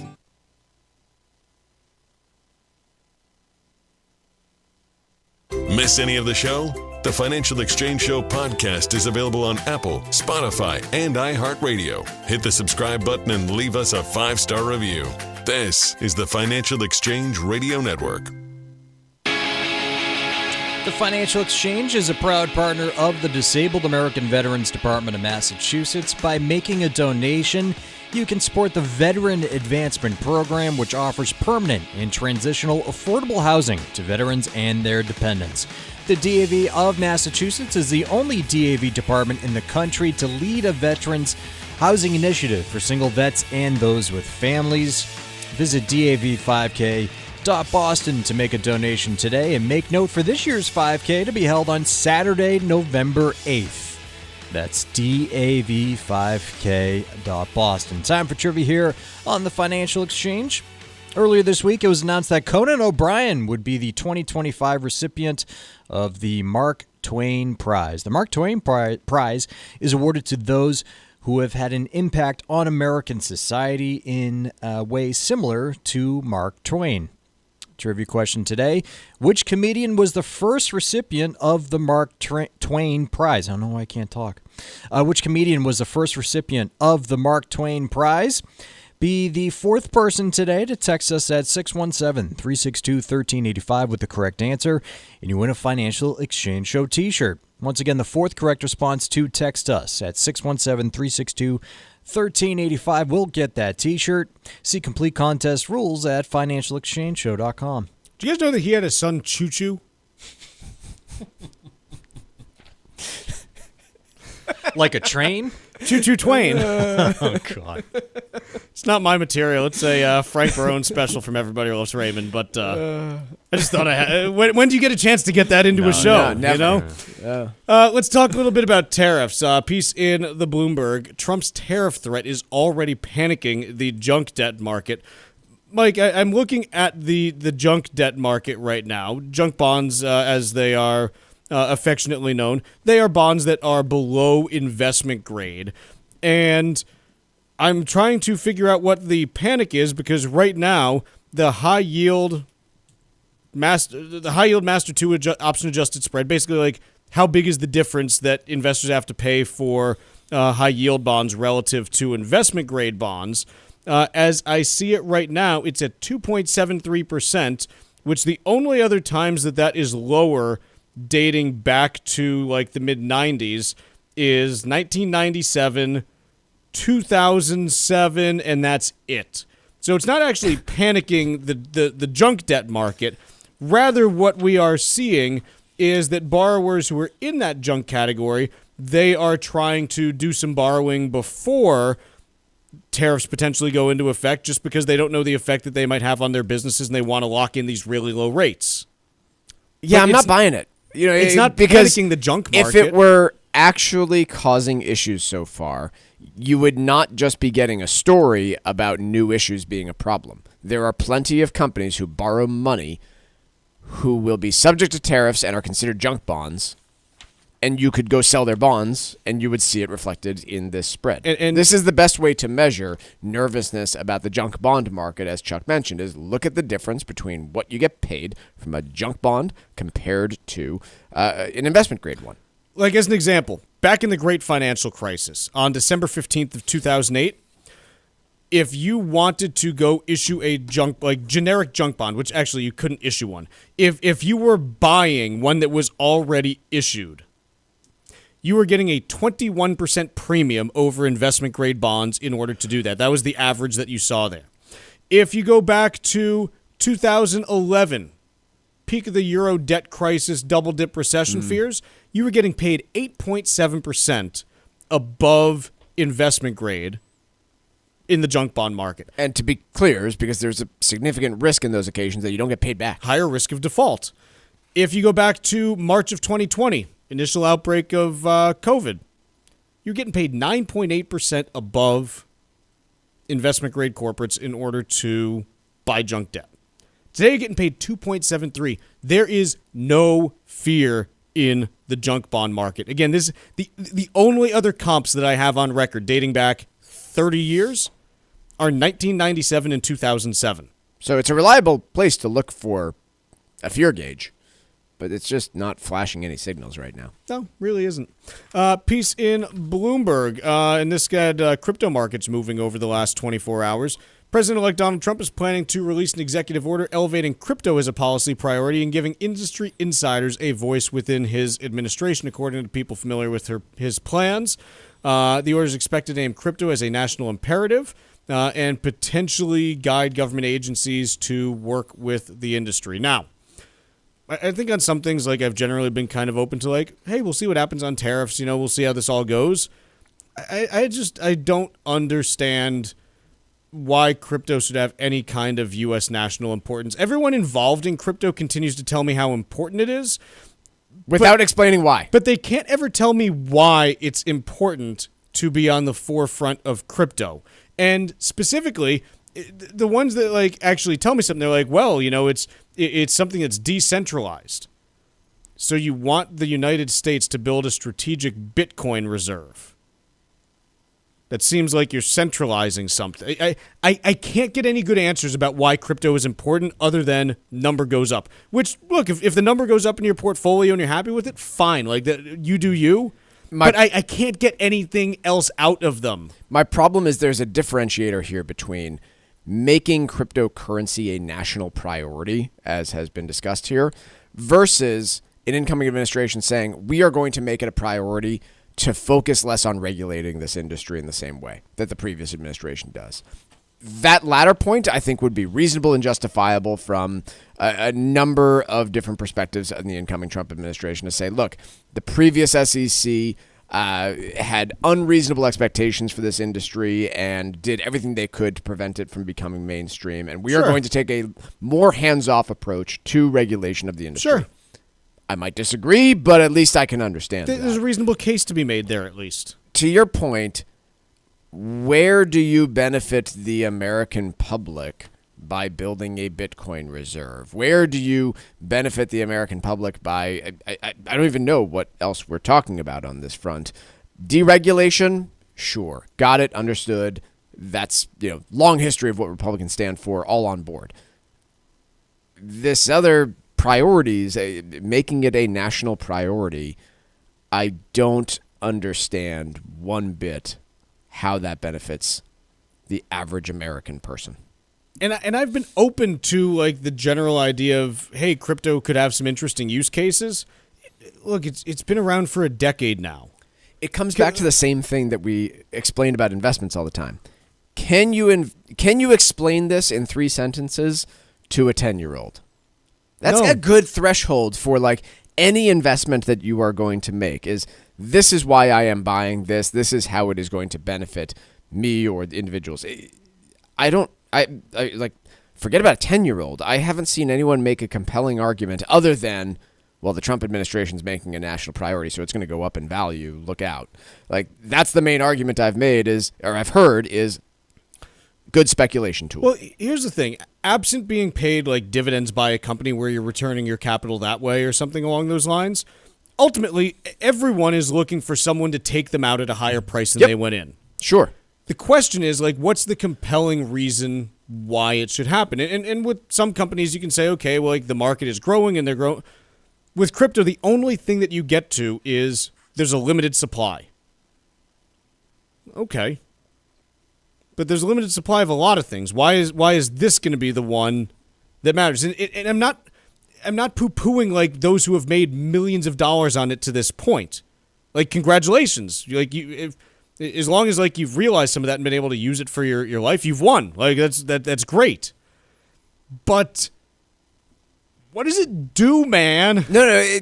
Beyond all that, I don't really care what it does. You can speculate on whatever you want. Explain to me why the U.S. government needs to make it a national priority. Yes. Like, I don't care about all the rest. There's some things like semiconductors where you're like, yes, make it a national priority because without them, our life is very different. What would happen if there's no crypto in the U.S.? I don't know. Go back to what it was before crypto 15 years ago. Let's take a quick break. When we come back, we got the trivia answer after this.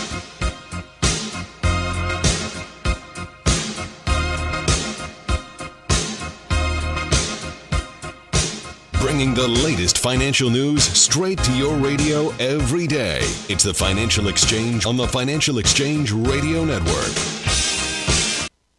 Hey, listen, are you a 50-year-old person looking for term life insurance? Then you need to talk to Bob.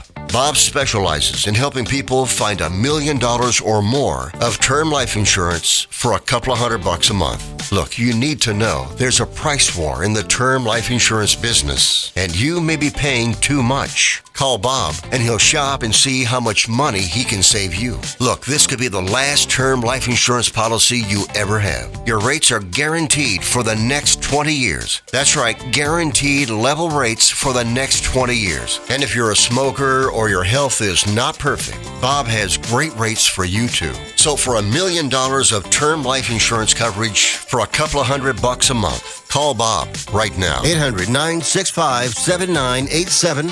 800-965-7987. 800-965-7987. That's 800-965-7987. Paid for by Term Direct. Can you afford $15,000 a month for a nursing home? If not, you need to call Cushing & Dolan and get their new guide called Long-Term Care Planning for Procrastinators. Don't let a nursing home stay clean out your savings. Call 866-848-5699. That's 866-848-5699. Or you can request it online by visiting LegalExchangeShow.com. The proceeding was paid for and the views expressed are solely those of Cushing & Dolan. Cushing & Dolan and or Armstrong Advisory may contact you offering legal or investment services. Cushing & Dolan and Armstrong Advisory do not endorse each other and are not affiliated. This is Michael Valila, Adjutant of the Disabled American Veterans Department of Massachusetts. We focus on the people returning from service, not their specific illness or injury. Our number one goal is to make sure our veterans have the necessary services they need, be it physical, emotional, or financial, so that their transition can be seamless. You can help our great American heroes as well by making a donation today by visiting dav5k.boston. That's dav5k.boston.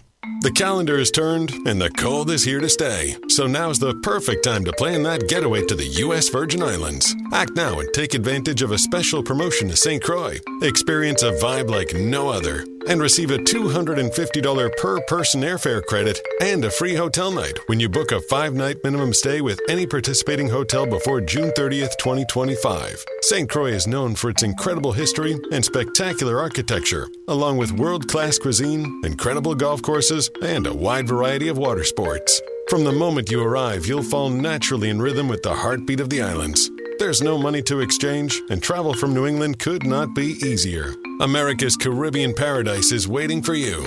Experience a vibe like no other on the island of St. Croix. Go to visitusvi.com and use the code VIBE2025 for more information and book your trip today. That's visitusvi.com and code VIBE2025.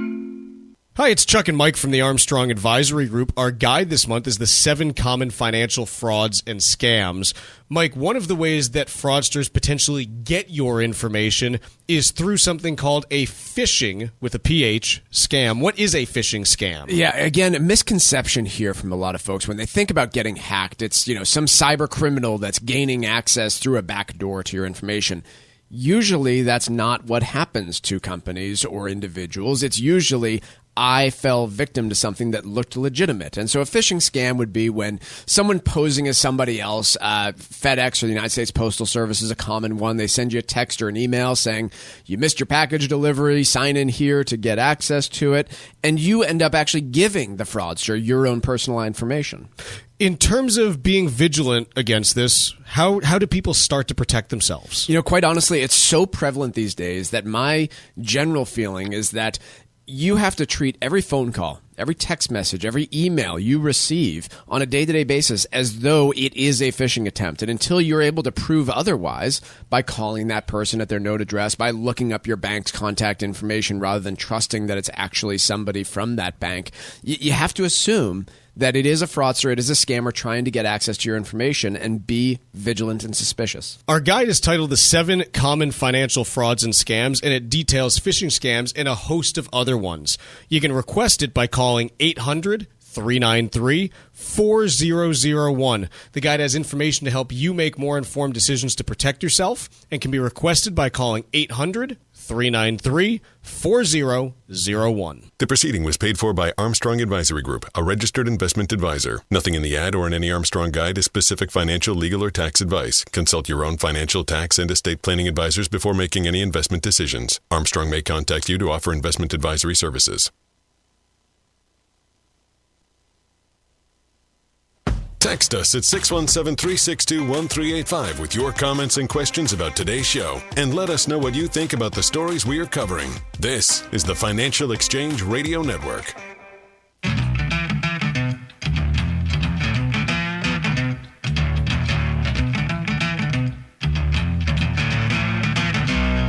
All right, trivia question today was, which comedian was the first recipient of the Mark Twain Prize? That would be Richard Pryor. Winner today of the Financial Exchange Show t-shirt was Dan from Amesbury, Mass. Congrats to Dan. And we play trivia every day here on the Financial Exchange. See complete contest rules at financialexchangeshow.com. Let's see. Do we want to talk about inflation? No, there's another Fed member. She's also suspicious of cutting rates when inflation is this high. Good? Fine. Done. There's nothing there. Let's see. I want to talk about salt. I do too. Yeah. So it's my favorite of all the spices. But that's not the one we're talking about. We're talking about the state and local tax deduction, referred to as SALT.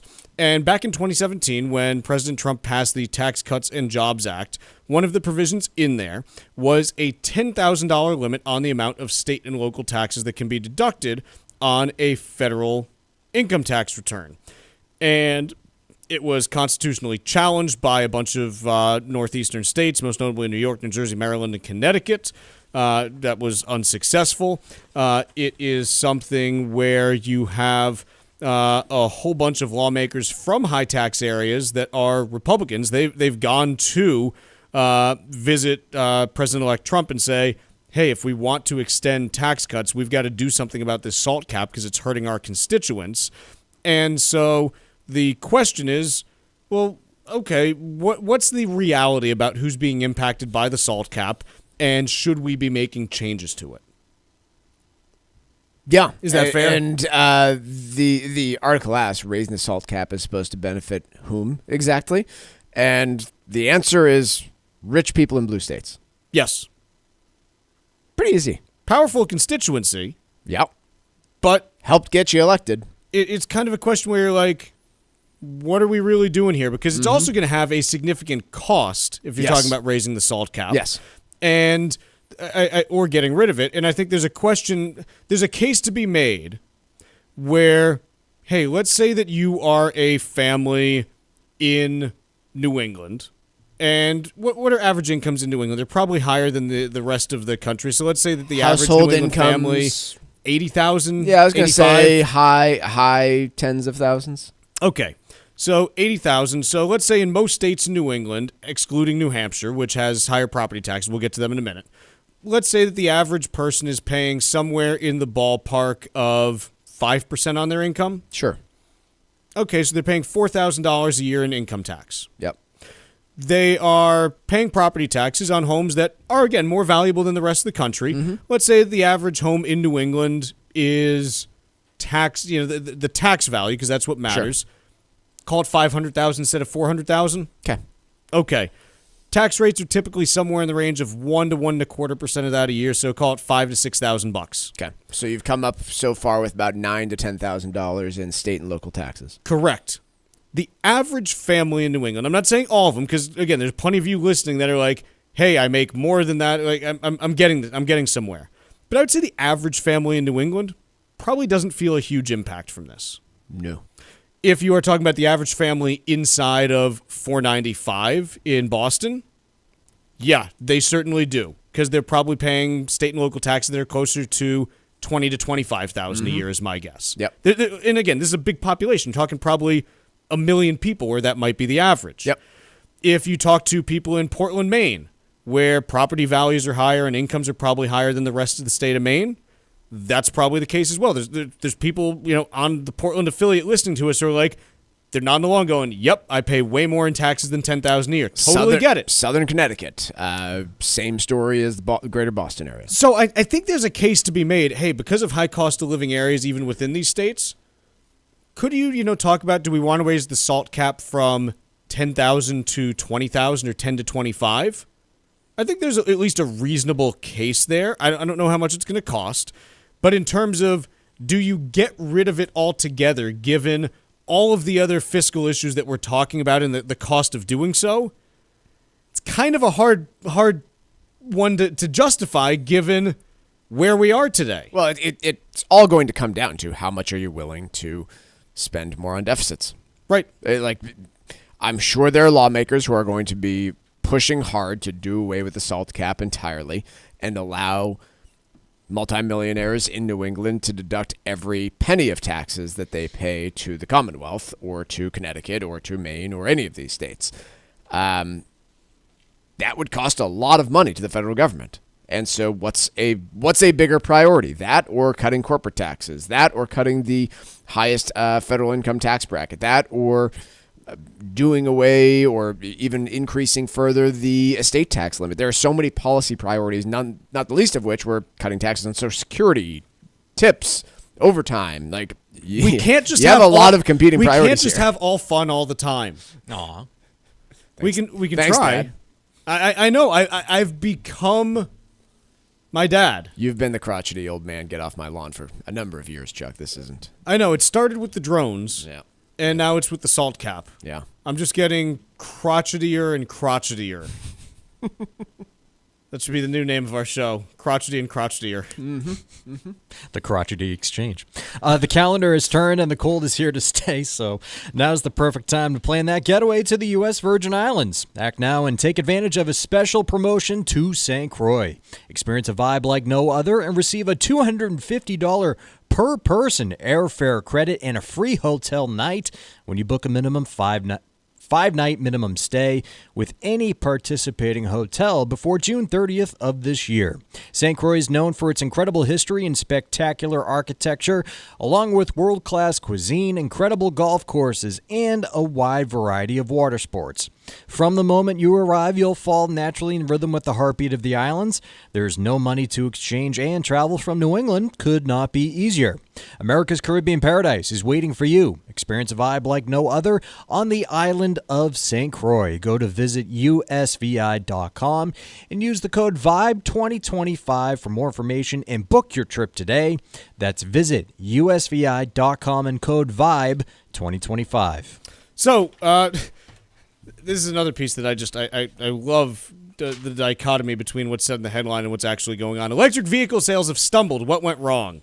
And what it talks about is that sales of electric passenger vehicles and plug-in hybrids climbed by 24% in 2024. It's making up a fifth of new sales, isn't it? Yes, it's the highest percentage of new sales that we've had in the United States ever.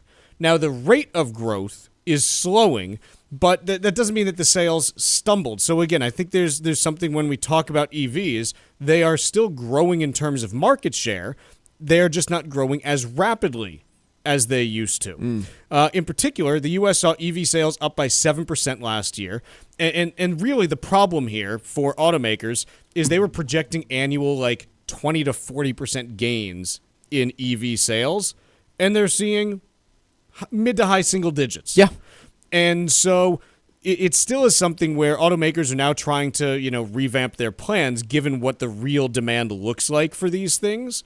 But I think it's one where, especially on the hybrid side of things, I think there's a ton of latent demand there for people that look at it and say, yeah, I like the idea of better gas mileage, and the way some of these new hybrids are being utilized, hey, they're not just using the electric motor as, something to boost mileage, but you can also use it in conjunction with the internal combustion engine to boost power and acceleration and things like that. I'm just gonna keep bringing it up. I love the idea of the full EV with the gas generator. Get it here sooner. There's the Ram. Ram's coming out with a pickup version of that this year. There's another one that's on the market also already. I forget. Haven't seen it. I thought someone else was already, or maybe someone's coming to market this year. Yeah. And then the one that I'm particularly interested in is the revitalization of the Scout brand in a couple of years. Is VW doing that? They are. Okay. I'm wondering what the demand is going to be. They announced they recently passed 50,000 refundable pre-orders. Now, keep in mind that the Cybertruck had 2 million refundable pre-orders, and they've basically run out of buyers for them within the first year. Correct. But I also wonder if people are behaving differently than they did when they were pre-ordering these things a couple of years ago. But I'm wondering how much juice is there from these pre-orders, and I don't really have any good answers there. Let's take a quick break. When we come back, we're joined by Paul LaMonica from Barron's right after this. Find daily interviews and full shows of the Financial Exchange on our YouTube page. Get caught up on anything and everything you might have missed. This is the Financial Exchange Radio Network.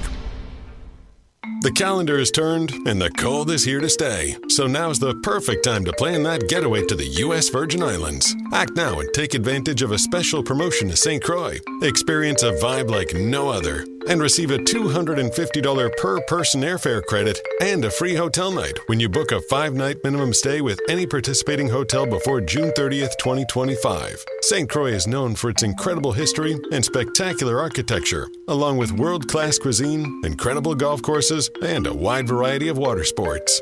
From the moment you arrive, you'll fall naturally in rhythm with the heartbeat of the islands. There's no money to exchange, and travel from New England could not be easier. America's Caribbean Paradise is waiting for you. Experience a vibe like no other on the island of St. Croix. Go to visitusvi.com and use the code VIBE2025 for more information and book your trip today. That's visitusvi.com and code VIBE2025.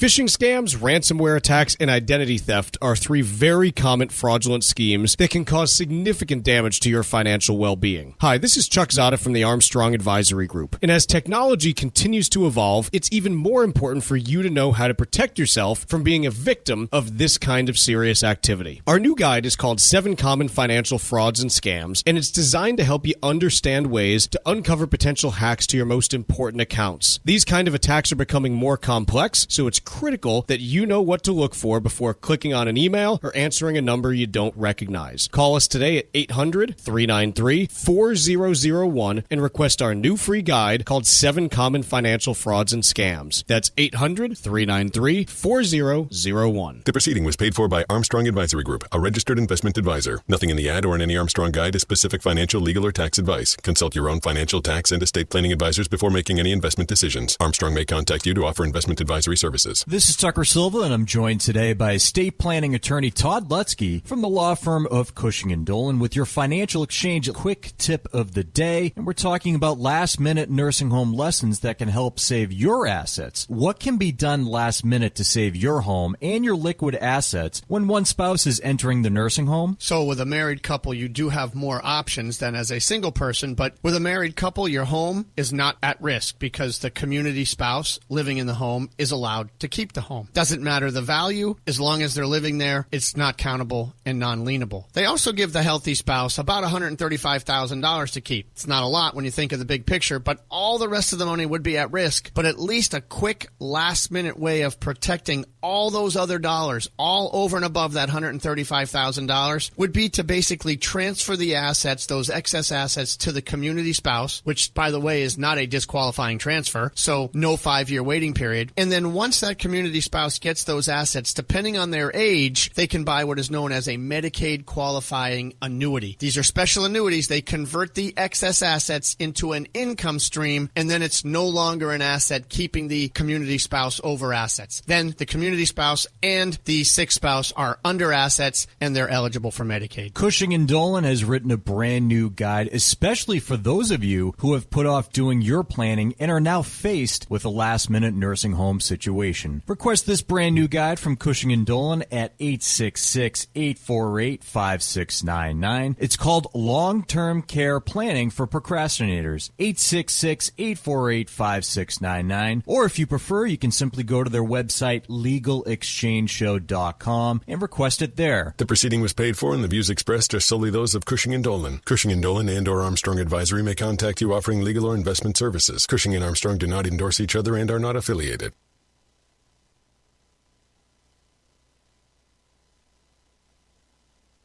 Miss any of the show?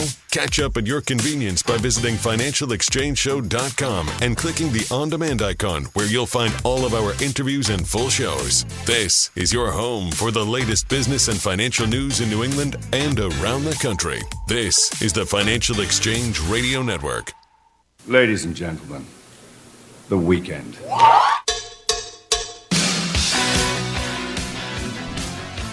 As promised, we're now joined by Paul LaMonica from Barron's, and we're talking Trump media today. Paul, how you doing? I'm good, thanks. How are you guys? We're doing well. So, Trump Media and Technology Corporation has been a publicly traded company for... When did they actually complete the SPAC acquisition? I can't remember now. Yeah, it was late March of 2024, so it'll be a year, relatively soon. And currently, the company's got a market cap of $9 billion. According to their most recent financials, revenue for the last 12 months is about $3.7 million. So, how do we reconcile this as an actual business as opposed to, kind of what it was used as this year, which is a vehicle for investors, traders, gamblers to use it to bet on the fortunes of Trump in the presidential election? Yeah, it's a great question. I mean, this is still a company that is incredibly tiny in the grand scheme of things when you look at other social media stocks, much smaller, obviously, than Meta platforms, but even, tinier than companies like Snapchat and Reddit as well. So it's hard to really get a sense of what's going to drive the stock other than a continued fascination with Trump. I mean, we know that the fundamentals are not particularly strong for the company, whether or not Trump Media makes some acquisitions, which they've hinted at, potentially in fintech, cryptocurrencies. That could be an avenue of growth for the company. But, I think, as you pointed out, it's been largely a vehicle for, retail investors, probably ones that are Trump supporters, to kind of show their affinity for the president-elect who's about to become the 47th president. This is really uncharted territory. What happens next when you have a company that, is going to be still tied to the leader of the free world, but he, in theory, can't really do much at the company because he now has his shares in a revocable trust controlled by his son. He's not going to be, really doing much from an operational standpoint because he's going to be busy managing the United States of America. And one of the pieces, I guess, that's just kind of interesting to me is you look at it, and the day after the election on November 6th, the stock closed about $36 a share. Today it's 42. And it's not like it's done anything crazy during that time. So you're kind of sitting here just in this holding pattern. Have we ever seen anything like this before?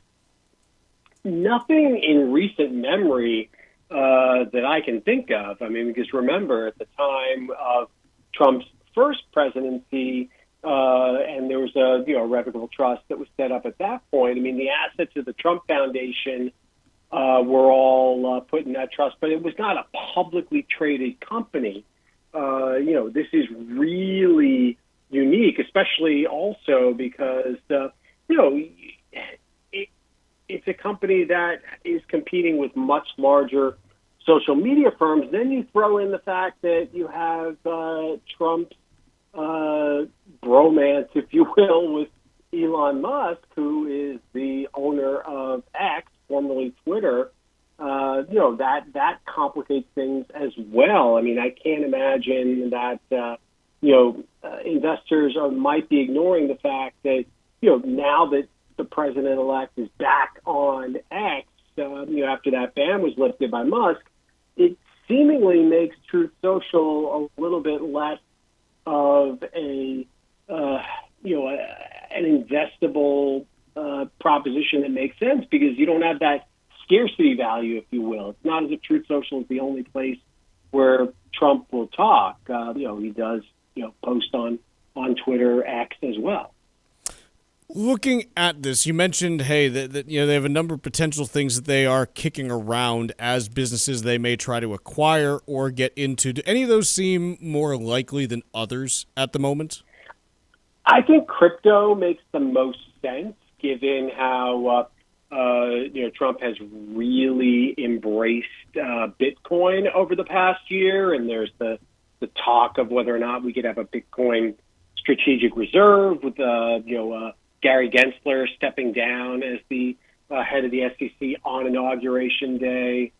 We should have much friendlier regulations for crypto from the new regime at the SEC. There were rumors last year of Trump Media potentially buying a crypto company publicly traded called Bakkt. Bakkt said at the time that wouldn't comment on any rumors and speculation, so that chatter might still be out there. If you had to bet, I mean, fintech and crypto in particular probably makes the most sense for Trump Media and Technology. I'd say more on the technology side than the media side of the business would be where they would look to expand.